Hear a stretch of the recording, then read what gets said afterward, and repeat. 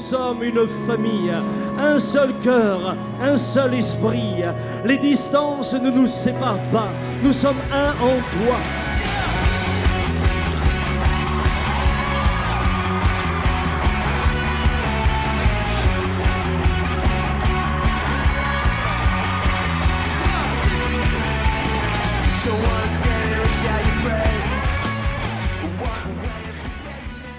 Amen. Ce matin, mon thème, et je continue ma série sur le Saint-Esprit, sera le Saint-Esprit nous conduit.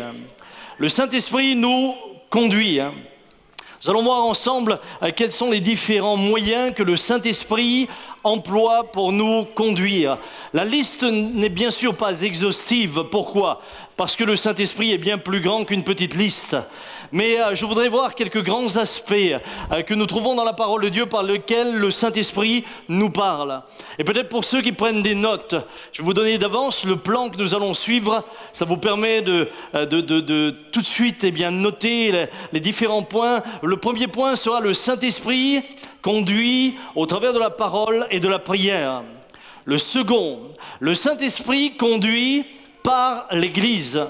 Troisièmement, le Saint-Esprit conduit au travers des dons spirituels. Quatrièmement, le Saint-Esprit conduit par des visions et des songes. Et nous terminerons par un cinquième point, le Saint-Esprit conduit également par les circonstances. Je pense qu'il est important de ne pas réduire le Saint-Esprit à ce qu'il n'est pas, c'est-à-dire le réduire au fait que ce ne serait qu'une voix qui nous parle constamment en nous disant « va à droite, va à gauche, va tout droit ou va en arrière ». Le Saint-Esprit, et nous le voyons au travers de toute l'Écriture, a différents moyens et différentes manières pour nous parler et pour nous conduire. Je pense que les Corinthiens avaient oublié que l'objectif que Dieu avait pour eux, c'est de les voir marcher par l'Esprit. Et c'est pourquoi Paul va les interpeller. Voyez-vous, dans l'église de Corinthe, les dons spirituels étaient exercés. Ils n'étaient pas forcément toujours exercés de la meilleure manière. C'est pourquoi Paul va donner tout un enseignement dans 1 Corinthiens 12 en leur disant « Frères, je ne veux pas que vous soyez dans l'ignorance ». Il y avait une forme d'ignorance au milieu des Corinthiens qui les amenait également au niveau de l'exercice des dons de ne pas toujours être équilibrés.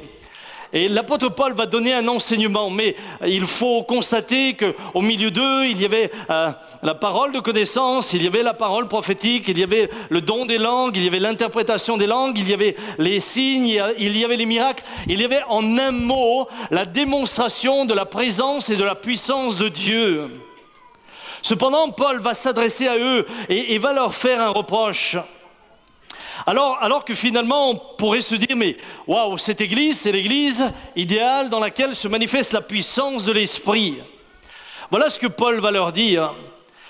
On entend dire qu'il y a parmi vous de l'impudicité, et une impudicité telle qu'elle ne se rencontre même pas chez les païens. C'est au point que l'un de vous a la femme de son père. Vous avez donc là une église dans laquelle les dons spirituels se manifestaient et s'exerçaient, et pourtant, la chair, il y avait une place importante jusqu'à avoir des situations aussi scandaleuses que celles que Paul dénonce, sans que finalement la discipline ne soit exercée. L'apôtre Paul dira, par ailleurs aux Corinthiens, je vous ai donné du lait, non de la nourriture solide dans 1 Corinthiens 3. Car vous ne pouviez pas la supporter et vous ne le pouvez pas même à présent parce que vous êtes encore charnels. Alors, quelles sont finalement les raisons pour lesquelles il leur dit « vous êtes encore charnels ». En effet, puisqu'il y a parmi vous de la jalousie et des disputes, n'êtes-vous pas charnels et ne marchez-vous pas selon l'homme ? Bien-aimés, ce matin, je pense qu'il est important que nous nous laissions tous examiner et interpeller. Lorsque Paul parle d'hommes et de femmes charnels, il parle à des hommes et des femmes qui sont encore jaloux et qui, à cause de cela, développent des disputes. Nous voulons être conduits par l'Esprit, mais j'aimerais vous dire que être conduit par l'Esprit, c'est marcher selon l'Esprit.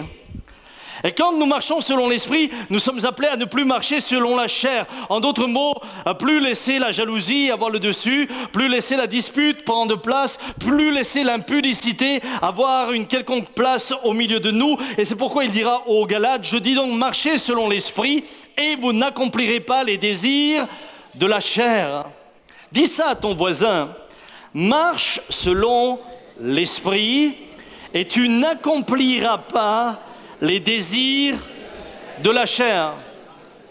Parce que là aussi, la chair, nous l'avons trop souvent réduit uniquement à l'impudicité, à l'adultère, à la fornication et toutes ces choses-là. Bien sûr, c'est la chair, mais pas seulement. Lorsque nous nous disputons, lorsque nous sommes jaloux, lorsque nous sommes envieux, c'est aussi la chair.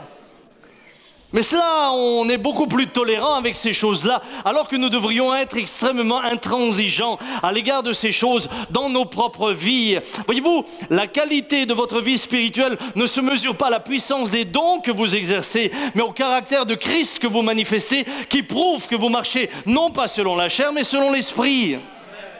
Ce n'est pas au nombre de miracles que vous aurez fait qu'on évaluera si vous êtes un bon chrétien. C'est au travers du caractère de Christ en vous, sans négliger le reste. Bien sûr que nous avons besoin de l'autorité de Dieu, mais à quoi sert-il à un homme même de guérir un malade si après il est en scandale au travers de son attitude? À rien. Tout ce qu'il aura fait, il l'annule aussitôt. Bien-aimés, ce matin, le Saint-Esprit est venu pour nous conduire. Il est venu pour nous conduire. Et ça devrait être une bonne nouvelle pour tous. Il est venu nous conduire dans toute la vérité. Mais comment pouvons-nous connaître la vérité si nous n'étudions pas la parole dans laquelle se trouve la vérité?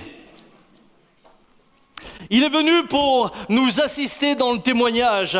Acte 1, verset 8, Jésus dit, vous recevrez une puissance, le Saint-Esprit survenant sur vous, et vous serez mes témoins. Mais comment peut-il vous assister, vous conduire pour que vous soyez des témoins si vous ne témoignez pas? La Bible nous dit que le Saint-Esprit vient nous assister dans la prière. Il nous conduit dans la prière. Comment vous conduira-t-il et comment nous conduira-t-il, et je m'inclus pleinement, si nous ne prions pas? Nous sommes paradoxaux. Nous voulons vivre la vie de l'Esprit et en même temps nous négligeons ce qui fait partie de l'ABC de la vie chrétienne. Ce matin, bien-aimés,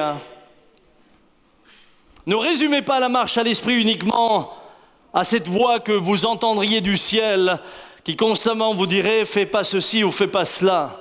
Le Saint-Esprit veut vous conduire par bien d'autres moyens et d'autres manières. Et c'est mon premier point. Le Saint-Esprit nous conduit par la parole de Dieu et la prière. Le Saint-Esprit nous conduit par la parole de Dieu. David qui connaissait l'Esprit, puisque après avoir péché avec Bathsheba, il fera une prière en disant « Ne me rejette pas loin de ta face et ne m'enlève pas ton Esprit Saint ». David savait à quel point l'Esprit et la présence du Saint-Esprit étaient importantes dans sa vie. Autant pour l'inspiration qu'il en recevait que pour la conduite qu'il avait au travers de lui. David dira, comment le jeune homme rendra-t-il pur son sentier en se dirigeant d'après ta parole? Psaume 119, verset 9, c'est le Saint-Esprit qui nous conduit au travers de la parole. Chaque jour, le Saint-Esprit veut nous aider à appliquer les enseignements de la parole de Dieu aux circonstances. Mais comment pouvons-nous prétendre vouloir être conduits par l'Esprit si nous ne prenons pas le temps de méditer la parole de Dieu? Nous ne pouvons pas, frères et sœurs, arrêtez de faire des prières creuses et vides. Si vous voulez être conduits par l'Esprit, donnez-vous les moyens pour être conduits par l'Esprit. Mais ne demandez pas à Dieu d'être conduit par l'Esprit alors que vous négligez la parole de Dieu. Parce que c'est par la parole de Dieu que l'Esprit nous conduit. C'est par la parole de Dieu qu'il nous parle. C'est par la parole de Dieu qu'il nous inspire. Et vous ne pourrez pas espérer être conduit par l'Esprit sans que la parole ait de la place dans votre vie. Alors que vous la méditez, cette parole, soudain l'Esprit vient et un mot, une phrase, un verset devient pour vous un rhéma face à des situations difficiles. Il devient tout d'un coup une direction à suivre. Combien de fois le Seigneur ne m'a-t-il pas parlé par la parole? Et je vous assure que dans la conduite de l'Église, pour moi, eh bien, l'inspiration de la parole est essentielle. Et c'est très souvent que j'ai pris des décisions également pour l'Église en me laissant inspirer au travers de la conduite de l'Esprit par la parole.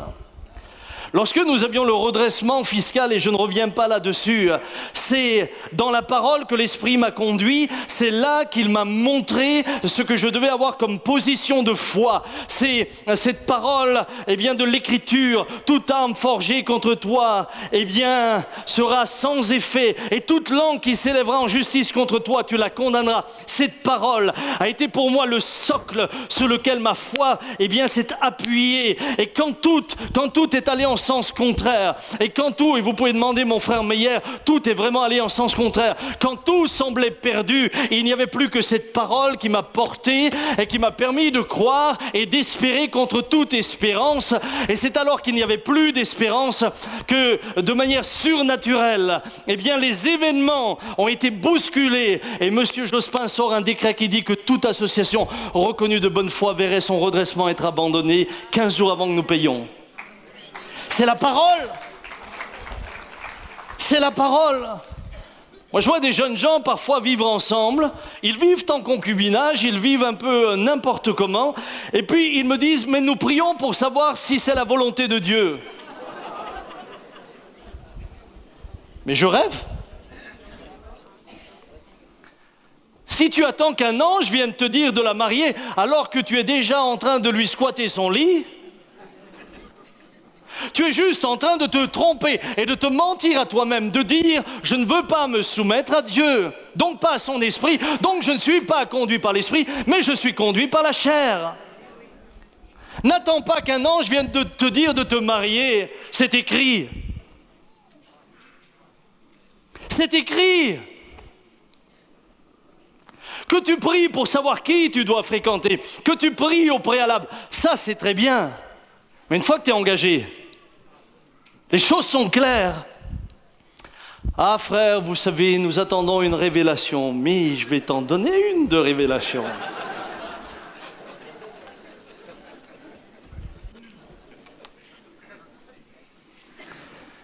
Cependant, vous savez, être conduit par l'Esprit, c'est également laisser la parole de Dieu vous parler personnellement. Pourquoi? Parce que l'Esprit veut nous conduire dans toute la vérité.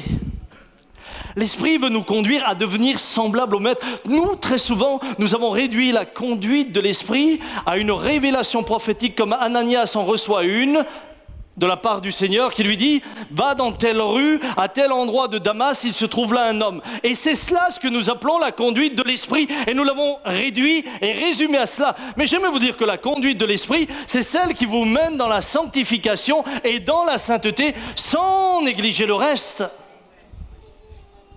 Combien de fois, eh bien, le Seigneur m'a conduit dans des moments où j'avais une attitude qui n'était pas juste, pas droite, m'a conduit par le Saint-Esprit dans l'Écriture. Et là, l'Écriture m'interpellant, j'ai changé de direction. Même dans les petits détails de la vie, combien de fois n'ai-je pas fulminé contre une certaine personne que j'aime, qui m'accompagne depuis des années. Vous savez, c'est parfois en colère que je partais et que je disais, mais Seigneur, tu vois, tu connais, tu sais pourtant que j'ai raison. Et là, j'ouvrais l'Écriture. Hein.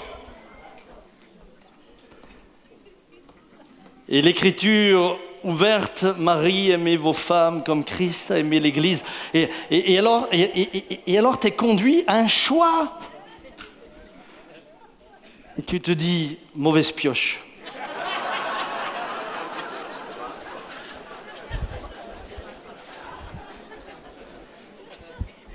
Mais dans ce moment-là, c'est le Saint-Esprit qui conduit. Et combien de fois, dans ces moments-là, je dois le dire, après avoir lutté avec le Seigneur, parce que moi j'ai quand même le sentiment qu'il prend souvent son parti à elle. J'ai l'impression qu'il a un faible pour Dominique. Eh bien, dans ces moments-là, tu as le choix. Soit tu laisses le Saint-Esprit te parler, soit tu le laisses te conduire, afin que tu ne réagisses pas par la chair, mais que tu marches par l'Esprit. Tu te repens et tu vas voir ton conjoint pour mettre les choses au diapason. Mais c'est peut-être ton conjoint, un frère, une sœur, ou ton patron, ta patronne, ou je ne sais qui encore. Mais tu rectifies, mais tu corriges. Frères et sœurs, marcher par l'Esprit, c'est laisser l'Esprit nous conduire et nous conduire dans la sainteté. Ce n'est pas juste des révélations pour vous dire à quelle adresse vous devez vous rendre. Ne réduisez pas la conduite de l'Esprit à cela. Mémorisez des versets. Combien de fois, le fait d'avoir des versets que j'avais dans mon esprit ont été pour moi un secours. Lorsque, face à certaines situations, soudain, l'Esprit me parlait. Et il me parlait comment? Au travers du verset qui était imprimé dans mon cœur. Et là, je savais ce qu'il me fallait faire. Je savais que j'avais un choix. Je savais la décision et la direction qu'il fallait prendre. Parce que la parole de Dieu semée dans mon cœur, présente-la, devenait le moyen par lequel l'Esprit me rappelait quelle était maintenant la direction que je devais prendre. Et je ne vis pas cela comme une forme de légalisme avec une série de règles qui seraient inscrites dans ce cerveau qui me dit t'as le droit, t'as pas le droit. Non. C'est une vraie communion de vie dans laquelle l'Esprit parle au travers de ce texte qui est imprimé en moi. Vous voyez, ça fait quand même du bien. Allez, je vais prendre un exemple un peu bateau, mais si vous êtes là, marié, tout d'un coup, vous vous mettez à regarder une jeune femme avec trop d'insistance. C'est quand même bon quand tout d'un coup le verset vient qui dit « Celui qui regarde une femme pour la convoiter a déjà commis adultère avec elle dans son cœur. »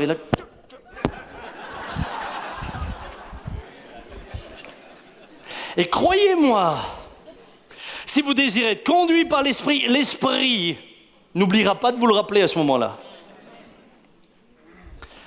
Ce n'est pas le premier regard qui est le péché, c'est le deuxième. Alors, il y a un malin qui a demandé combien de temps a le droit de durer le premier.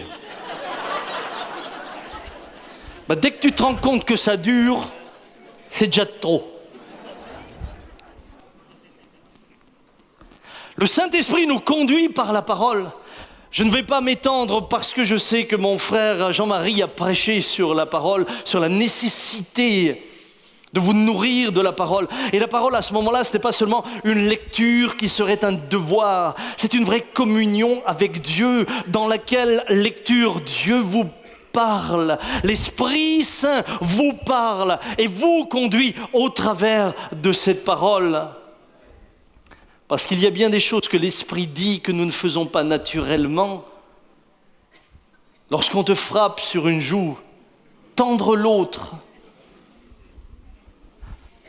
L'Esprit te dit, tends l'autre. La chair te dit, il est aussi écrit, il y a plus de plaisir à donner qu'à recevoir.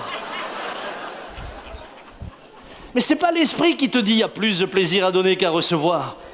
C'est la chair. Et c'est fou ce que la chair est tordue. La chair est capable d'utiliser la Bible à son avantage. Vous savez, quand j'avais mes petits-enfants qui étaient... D'ailleurs, il est là ce matin, Jonathan. J'avais déjà raconté cette histoire, mais ça m'est resté. Ma petite Sarah rentre à la maison, elle avait 5 ans, elle avait fait des petits gâteaux à l'école. Et c'était la première fois qu'elle faisait des petits gâteaux et elle me les avait exclusivement réservés. Ça, c'est une bonne fille. Et donc, elle avait ses petits gâteaux dans un sachet. Elle rentre à la maison et elle me dit « Papa, c'est pour toi !» Et j'ai dit « Oh, ma chérie, merci, merci !» Et puis, on est passé à table. Et quand on est à table, je vois Jonathan qui est comme ça. C'est pas la seule fois, hein, c'était un peu dans ses gènes, ça. Et je lui dis, ça va pas, Jonathan? Et Sarah reprend en disant, il est fâché parce que je lui donne pas de gâteau. Pourtant, Jésus a dit, aimez-vous les uns les autres comme je vous ai aimé. Et là, je vois mon Jonathan, qui descend ses poings et qui dit « Oui, mais Jésus aussi a dit, donnez-vous les gâteaux les uns aux autres !»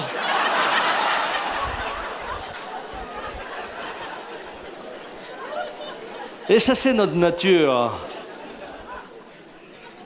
Et quand l'Esprit conduit, il vous conduit dans toute la vérité et parfois une vérité qui vous fait mal.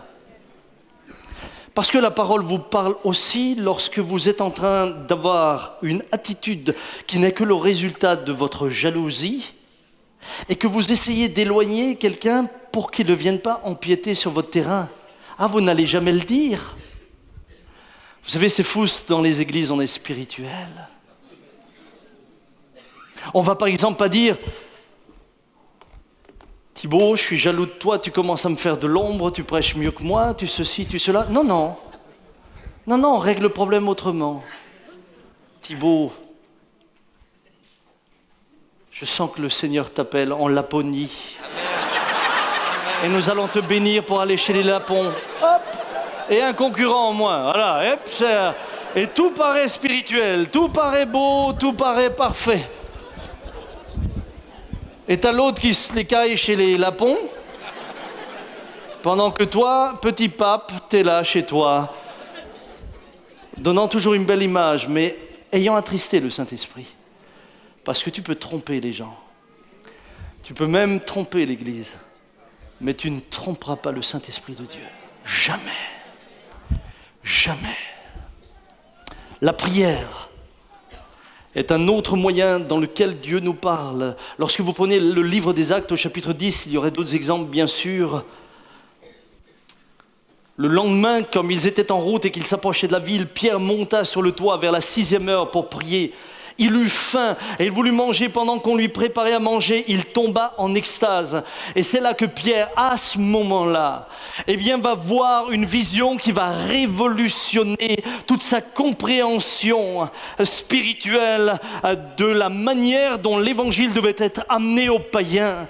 Jusque-là, c'était que les Juifs auxquels il annonçait l'évangile. Mais là, Dieu lui donne par l'Esprit une révélation, une vision. Et l'Esprit va le conduire dans une direction dans laquelle lui, en tant que Juif, jamais, au grand jamais ne serait allé. Jamais vous n'auriez trouvé Pierre entrer dans la maison d'un païen pour leur annoncer l'évangile. Jamais.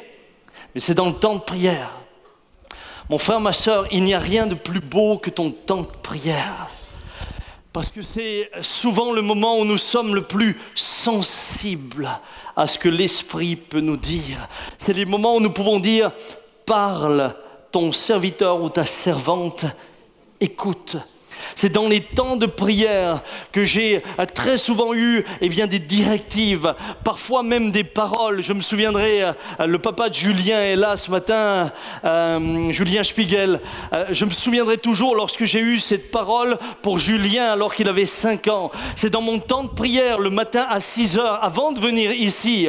Au moment où je prie, l'Esprit me dit « Ce matin, je vais guérir un petit garçon du nom de Julien. Il a entre 5 et 6 ans. Tu vas l'appeler, il a des problèmes d'élocution et moi je vais le guérir. » Je ne l'ai pas reçu ici, je ne l'ai pas reçu dans un temps autre que le temps où j'étais en communion avec Dieu, où je priais, où je préparais ma matinée devant le Seigneur, où je lui disais « Seigneur, parle, ton serviteur, écoute ». C'est à ce moment-là que j'ai donné la parole et une fois que je l'ai donnée au culte, je n'ai plus que répéter ce que Dieu m'avait déjà dit, qui était sa conduite, qui était sa direction.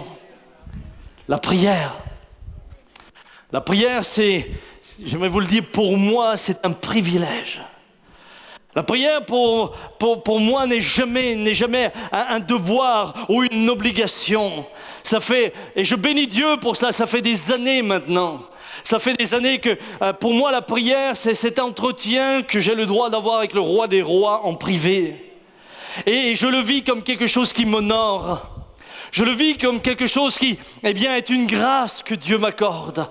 Entrer dans la présence du Très-Haut pour pouvoir lui parler. Et très souvent, lorsque je suis seul, je me souviens de cette parole où il dit « Lorsque tu pries, entre dans le secret de ta chambre, ferme ta chambre. Et là, ton Père qui est dans le lieu secret te voit. » Mon frère, ma sœur, très souvent quand je prie, non loin de moi, j'ai une Bible.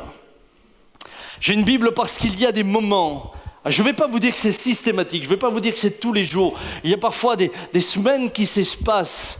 Mais il y a des moments où je sais, au moment où je prie, le Seigneur va me parler maintenant. Et c'est le moment où je prends sa parole, où j'ouvre sa parole et où je reçois la réponse qui vient de Dieu sur laquelle je peux m'appuyer et continuer à croire et à espérer contre toute espérance. Mais c'est dans ces moments-là.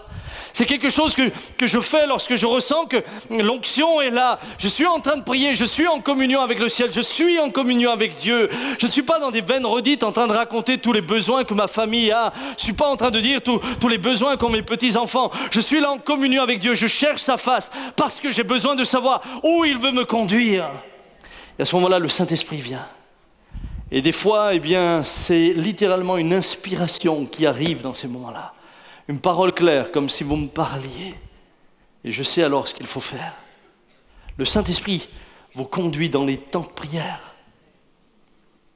Deuxième grand point, le Saint-Esprit vous conduit par l'Église. Ça peut paraître surprenant. On en parle très peu ou rarement.